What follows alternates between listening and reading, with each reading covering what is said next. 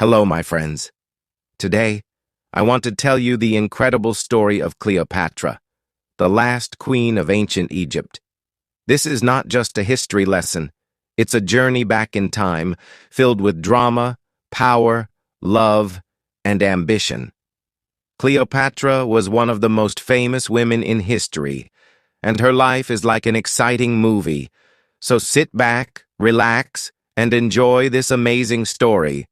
Perfect for your English practice, and I promise you will love every moment of it. Chapter 1. Cleopatra's Early Life. Over 2,000 years ago, in 69 BCE, a baby girl was born in Alexandria, Egypt. This baby's name was Cleopatra VII, and she would grow up to become a queen like no other. But before she ruled, she was just a little girl with big dreams. Cleopatra was born into a royal family called the Ptolemaic dynasty. This family had ruled Egypt for many years, but they were not originally from Egypt. They came from Greece.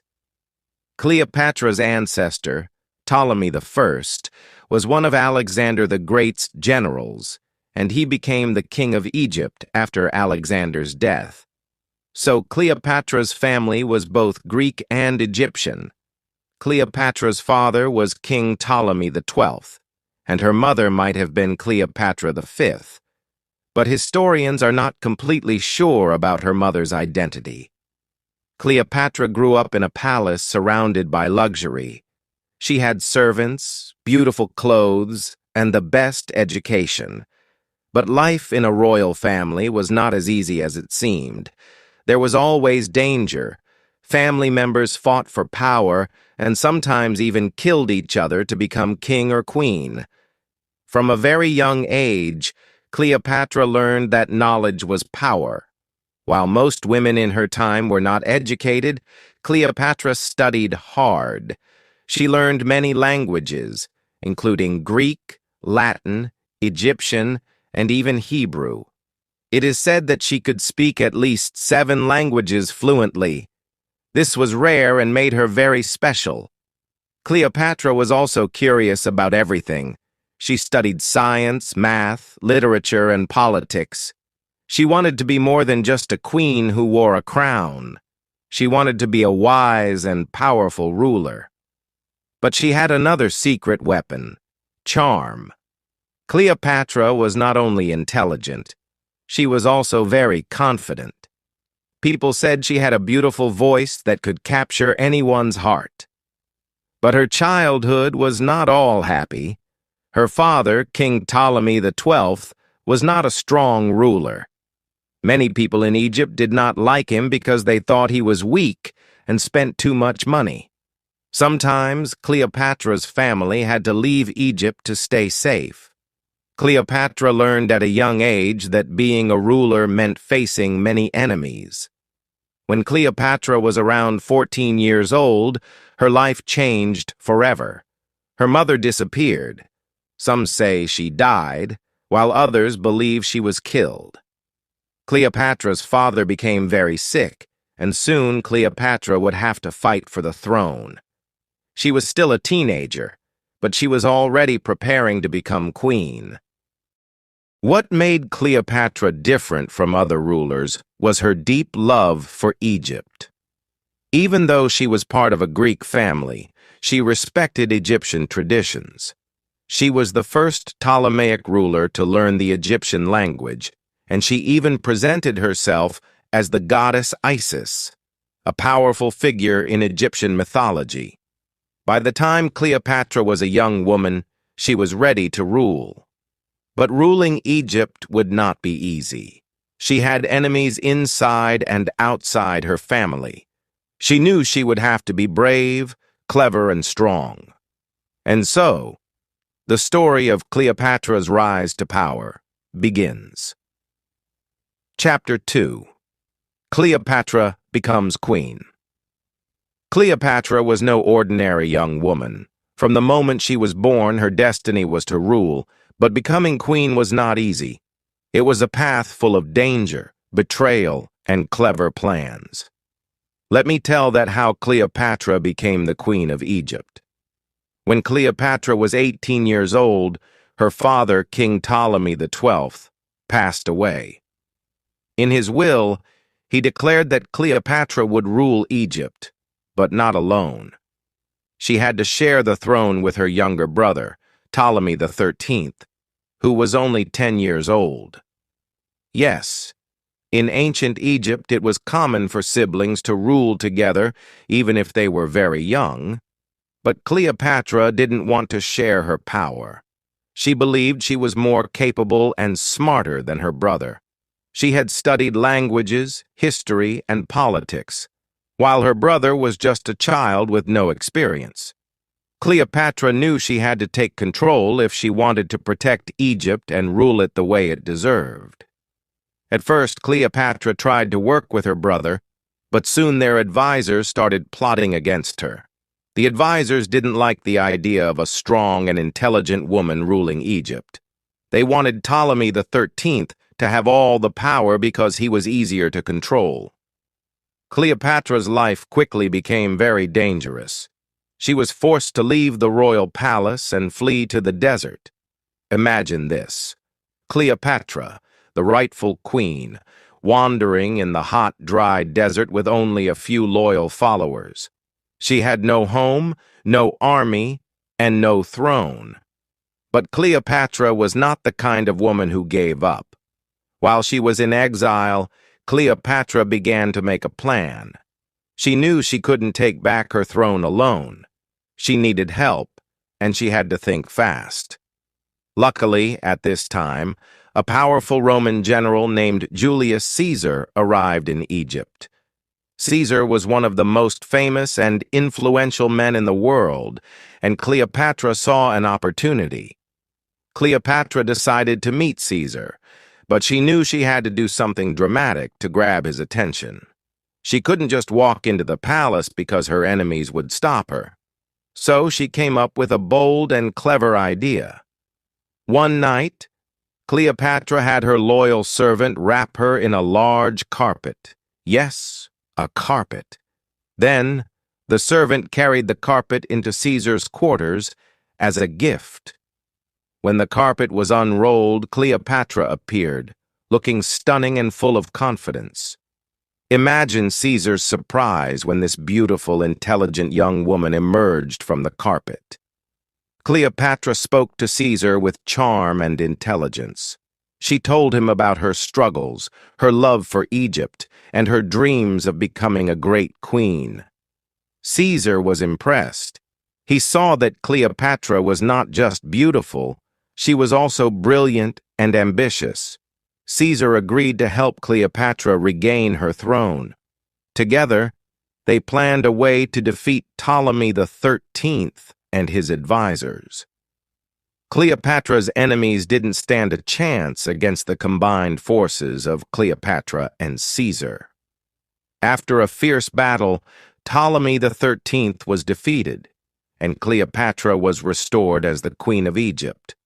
But Cleopatra wasn't just satisfied with regaining her throne. She wanted Egypt to become powerful and respected again. She started working closely with Caesar to strengthen her country. She introduced new policies, improved trade, and even built a strong relationship between Egypt and Rome. Chapter 3. Cleopatra and Julius Caesar. Cleopatra was now the Queen of Egypt, but her life was far from peaceful. She had won her throne back with the help of Julius Caesar, one of the most powerful men in Rome. But their story wasn't just about politics. It was also about love, ambition, and danger. After Cleopatra defeated her brother, Ptolemy XIII, with Caesar's help, she became the most powerful person in Egypt. But she didn't want to just rule Egypt. She wanted to make her country strong and respected across the world. She knew that having Caesar by her side could help her achieve her dreams. Cleopatra and Caesar spent a lot of time together after the battle.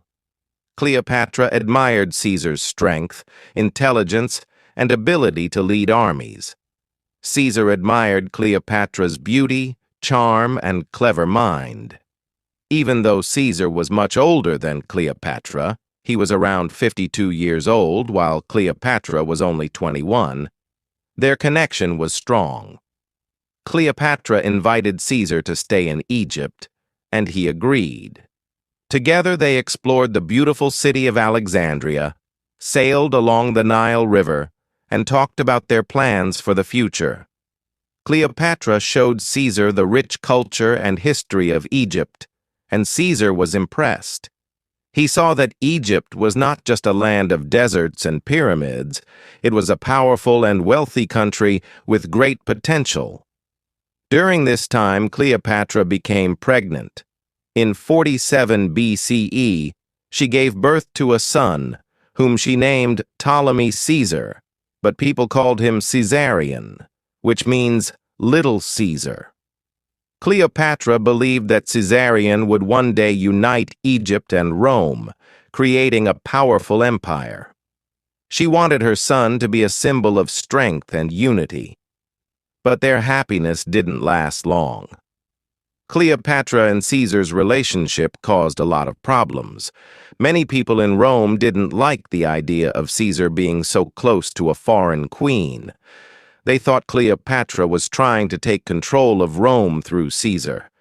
Some even called her a dangerous temptress.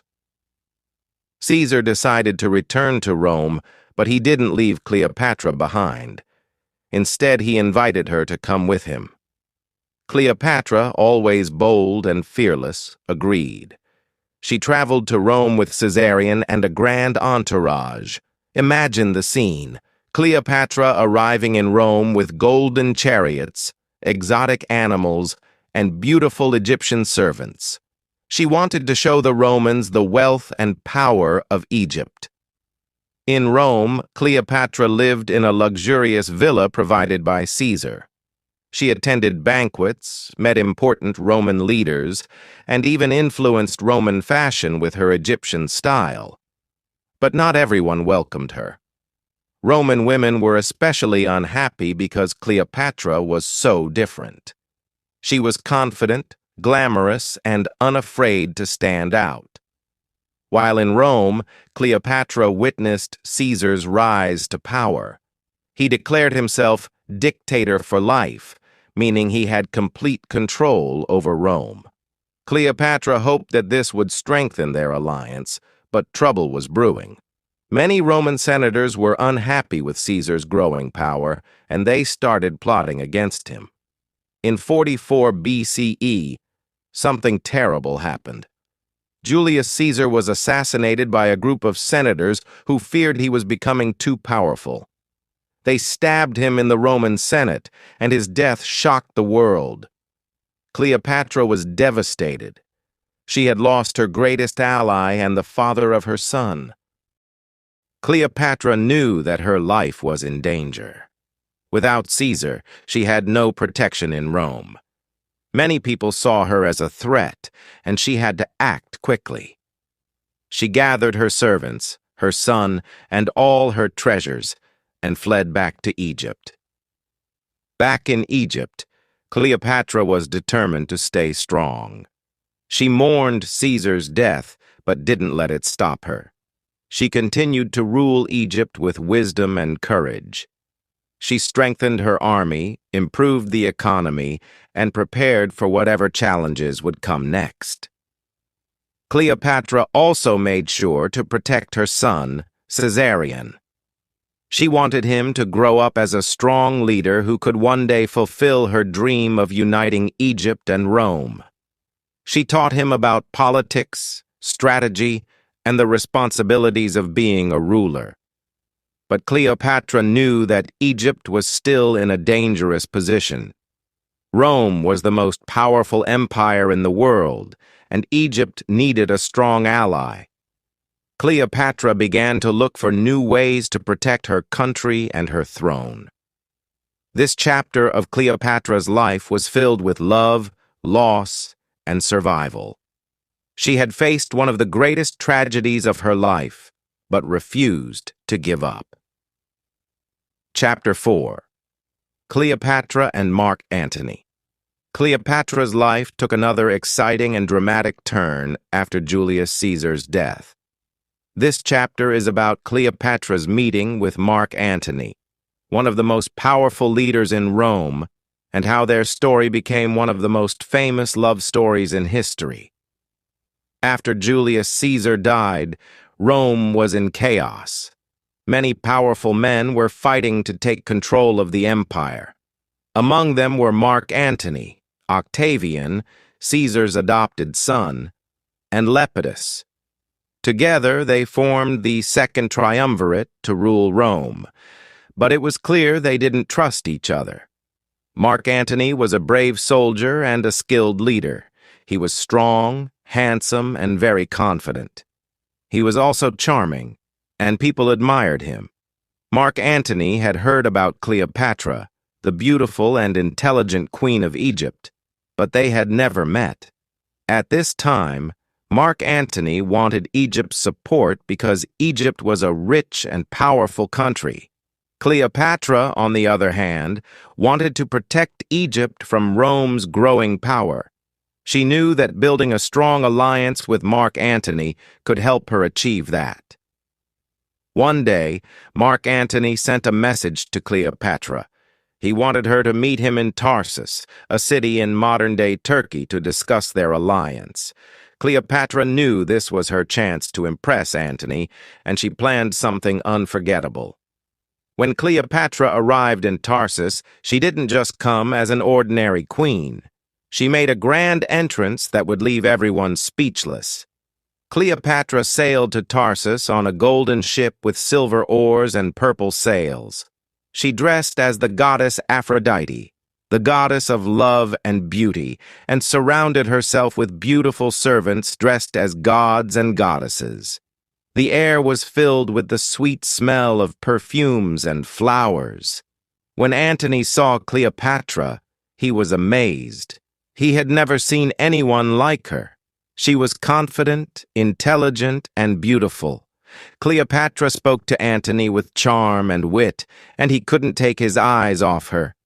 That meeting was the beginning of their powerful and passionate relationship.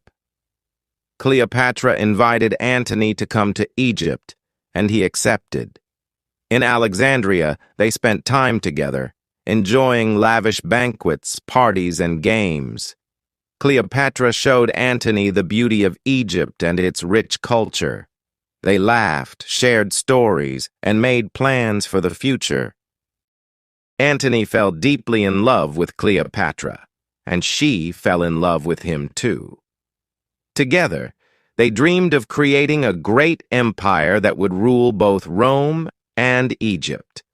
Cleopatra believed that with Antony by her side, she could protect Egypt and make it more powerful than ever. But their relationship wasn't just about love. It was also about politics. Antony needed Cleopatra's wealth and resources to support his military campaigns, and Cleopatra needed Antony's power to protect Egypt. They both knew that they were stronger together. Cleopatra and Antony's love grew stronger, and they even had 3 children together: a son named Alexander Helios, a daughter named Cleopatra Selene, and another son named Ptolemy Philadelphus. Cleopatra was proud of her family and believed her children would one day rule a great empire. However, not everyone was happy about their relationship. In Rome, Antony's alliance with Cleopatra made many people angry, especially Octavian. Octavian saw Cleopatra as a threat and accused her of trying to take control of Rome. He began spreading rumors that Cleopatra had bewitched Antony with her beauty and charms. Antony's alliance with Cleopatra also caused problems in his personal life. He was already married to Octavian's sister, Octavia, but he chose to stay with Cleopatra instead. This created tension between Antony and Octavian, and their rivalry grew stronger. The tension between Antony and Octavian eventually led to war. Octavian declared Cleopatra and Antony enemies of Rome and sent his army to fight them. Cleopatra and Antony prepared for battle, knowing that everything they had worked for was at stake. Chapter 5. The Fall of Cleopatra and Mark Antony. Cleopatra and Mark Antony were ready to fight for their love, their dreams, and their kingdoms. They stood together as a powerful couple, determined to protect everything they had built. But their final chapter was filled with betrayal, heartbreak, and courage that would inspire people for centuries. Octavian, their greatest enemy, was determined to destroy Cleopatra and Antony. He wanted to take control of Egypt and stop Antony from gaining more power. Octavian's army was strong, disciplined, and well prepared for war. Cleopatra and Antony, however, were not going to give up without a fight. They decided to face Octavian in a great naval battle. This battle, known as the Battle of Actium, took place in 31 BCE near the coast of Greece. Cleopatra brought her fleet of Egyptian ships, and Antony brought his Roman forces. Together, they believed they could win. The day of the battle arrived, and the sea was filled with ships, soldiers, and weapons. Cleopatra and Antony fought bravely, but Octavian's army was too strong. During the battle, something unexpected happened. Cleopatra's ship suddenly turned and sailed away. Many believe that Cleopatra retreated to protect her fleet and herself, but Antony misunderstood her actions. He thought Cleopatra had betrayed him. Feeling heartbroken and confused, Antony's forces began to fall apart. Octavian's army defeated them, and Antony was left devastated. He returned to Egypt to find Cleopatra, desperate for answers.